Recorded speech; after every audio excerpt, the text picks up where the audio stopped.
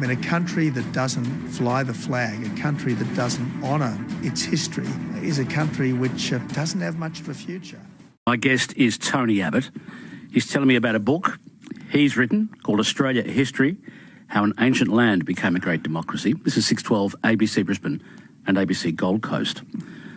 Tony Abbott, I'm surprised that former Labor leader Bill Shorten, a critic of yours in the past, and a combatant indeed, and people like Peter Fitzsimons were almost praising of your writing. Almost, not quite, but almost praising of your book. Did they discuss it with you personally at all?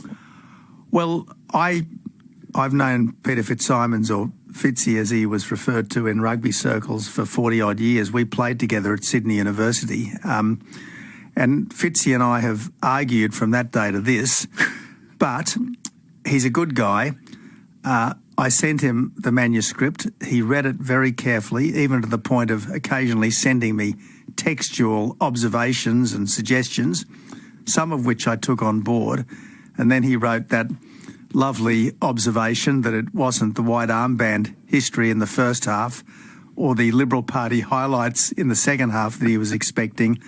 He enjoyed reading it. And likewise, Bill Shorten. I mean, I found when I was PM and Bill was the opposition leader that on important topics, particularly national security, I could talk candidly with Bill.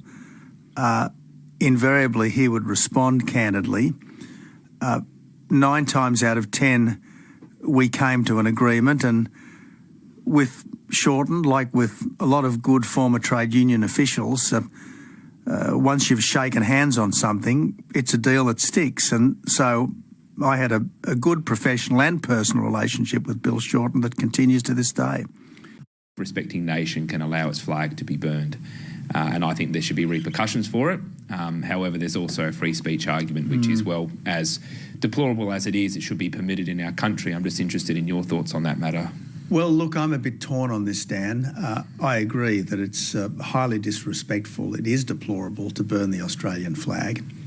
I guess I draw a distinction between someone who does it because they've got a problem with some action of the Australian government, or someone who does it because they are fundamentally out of sorts with our country itself. And it was noteworthy in the Sydney Harbour Bridge protest that at least there were no Australian flags to be seen. I think the vast majority of Australians think that Australia is vastly more good than bad, which is why most Australians still wrap themselves in the flag. They go out and celebrate. I don't, if you like, condemn those that would prefer to dwell on the invasion, but I would remind them that that wasn't the whole story. And as far as the convicts and even the Marines who came ashore back on the 26th of January 1788 were concerned, this was no invasion. This was a settlement. And of course, we should never forget that the British government instructed Governor Phillip to live in amity with the native people. And whatever was going on the frontiers of settlement, and often it wasn't great, at all points, official Australia was at pains to say that the Aboriginal people were British subjects and they needed to be treated decently. My guest is a former Prime Minister of Australia. Tony Abbott is his name. He's written a book, Australia, a History, How an Ancient Land Became a Great Democracy. Steve Austin's my name. The final chapter, I'll leave it up to the reader if they want to buy your book and they can read the sort of the historical arguments and ideas that you raise. I don't mind seeing advertisements on the ABC if they're in a good cause, Steve, so don't be embarrassed about flogging the book, But the final chapter of the book is titled Drifting Backwards. Mm-hmm. So the book was quite, optimistic and hopeful, I guess is how I describe it. But drifting backwards, you highlight the gulf that is opening up between what you call official and mainstream thinking. Mm-hmm. And you put this down to luxury beliefs. Where do these luxury beliefs originate from? If there is a gap opening up between officialdom in Australia, I'd call that the ruling elite in my language, and ordinary Australia, like the suburban voters or regional voters, where are these luxury beliefs originating from?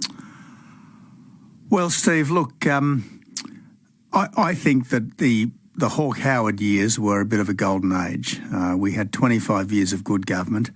John Howard famously said, and he was mocked for it at the time, that he wanted Australians to be relaxed and comfortable. And I think, by and large, we did become more relaxed and comfortable in that time. Since then, we've had, until recently, a revolving door prime ministership, and I don't think that's a great thing for a country. Anthony Albanese might be able to break that revolving door. And look, you're absolutely right. At one level, that's his significant political achievement. But at the same time, we've had a couple of years of declining GDP per person.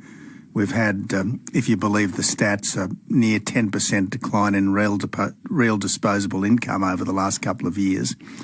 And even though Anthony Albanese has won a smashing victory, he did it on a historically low share of the vote, which suggests that both the main political parties are less persuasive to people. So I think there are straws in the wind which are worrying, and I think at the heart of this is less confidence about our country and less assuredness about our national project. I mean, the fact that some 80 councils will no longer have citizenship ceremonies on Australia Day, I think is unfortunate.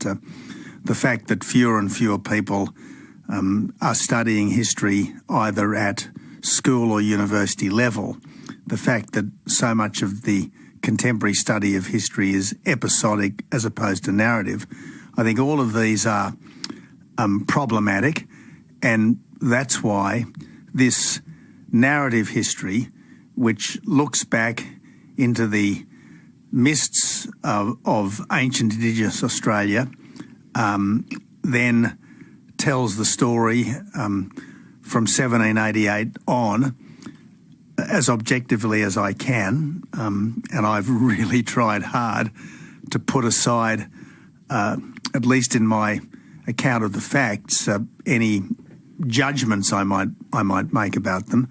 I think we need more comprehensive narrative histories if we are to better understand the present and make more sense of the future.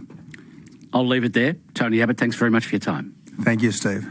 Tony Abbott, former Australian Prime Minister. He's released a book called Australia, A History, How an Ancient Land Became a Great Democracy. I understand that he's also about to present a 3-part series on Australia on Sky Television. Jenny from Broadbeach says, Steve, I love Tony Abbott. He's a genuine, honest and very caring man.